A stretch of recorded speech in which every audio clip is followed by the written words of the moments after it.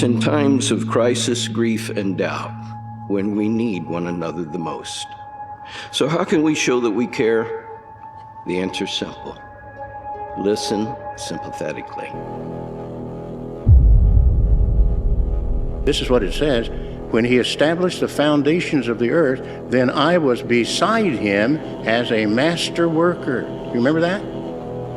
You don't if you didn't hear today's text or read it. You know, you need to just toughen up. Others suffered, now it's your turn. Well, at least you can walk. Up to 120 people take their life in the United States each day. How sad.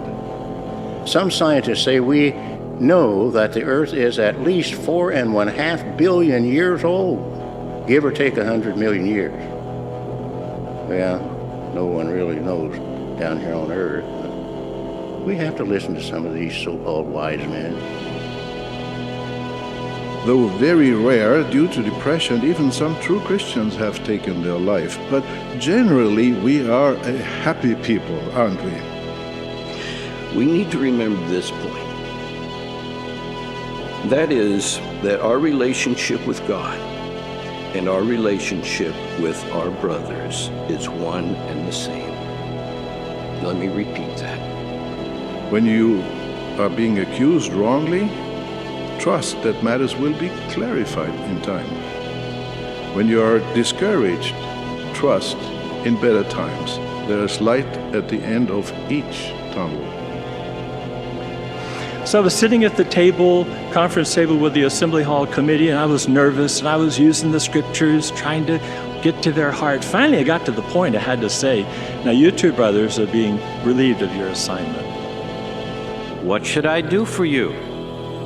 Verse 6, they answer, let 7 of Saul's sons be given to us who will hang their dead bodies before Jehovah. At one circuit assembly, his wife wasn't there.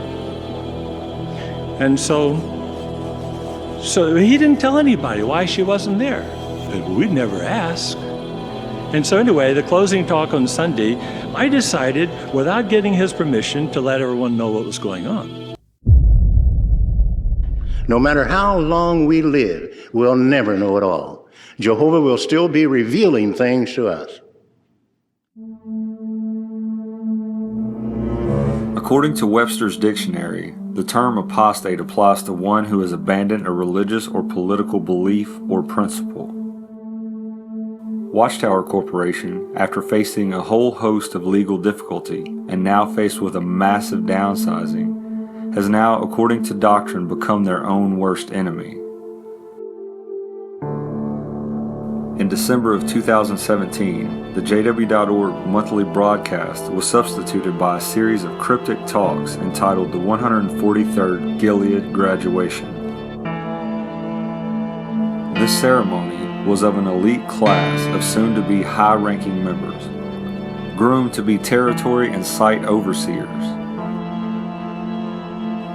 But the meeting soon took an odd tone right from the beginning, when the governing body member Samuel Hurd explained to the audience that the inner members who write and create the doctrine for Jehovah's Witnesses are for the most part blind. We barely have our eyes open. Barely. What we see is not what we're going to see in years to come. He drew a relation to an infant child, barely able to see, then likened their biblical knowledge and grasp on the scriptures to, quote, touching. We're just looking, we're just learning, we're touching things, and for the first time. Even dismissing pivotal key doctrines. We just touched a few things, like the generation. 20 years ago we did.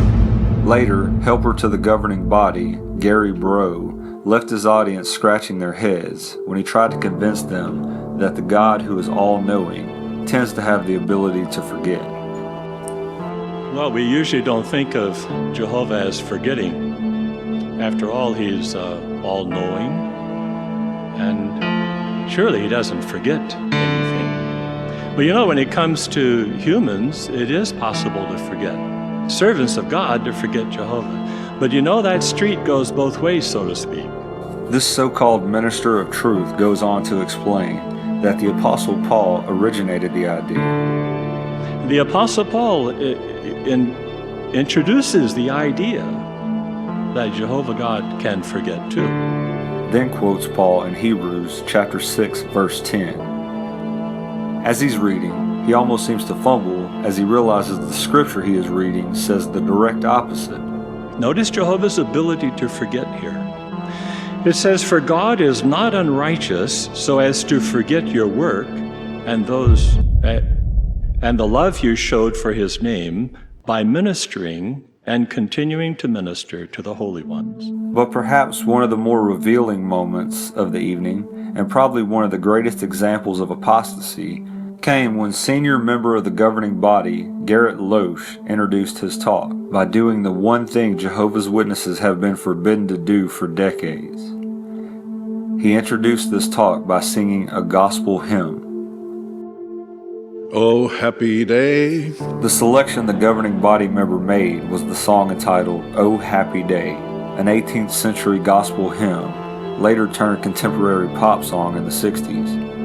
This song has its roots in what Watchtower calls apostate Christendom, and was commonly used for baptismal or confirmation ceremonies in the UK and in the United States. You ready? Oh, happy day. Oh, happy day. Oh, happy Come here. day. Come here and stand over here. When Jesus washed. When Jesus washed. When Jesus washed. These are the first words of a gospel song, and it goes on to say, "Oh, happy day when Jesus washed my sins away." Gospel music outside Watchtower's approved material is considered to be heretical and even dangerous.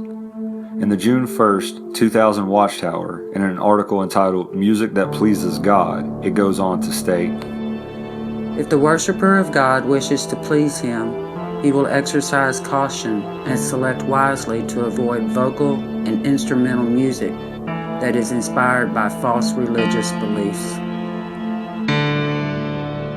The governing body member doubled down on his approval of the gospel song, when he then went on to state that Jehovah's Witnesses can now agree even with the lyrics. And we can agree with this music lyrics from the 18th century.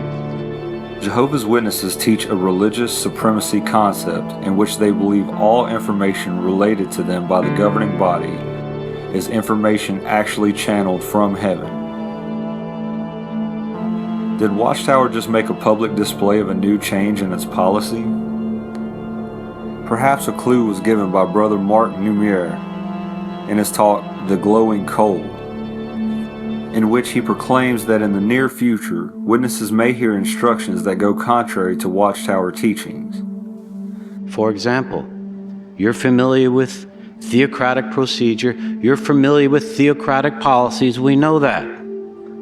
But there might come a time when an organizational direction, an organizational procedure is modified for reasons that you are not fully aware of.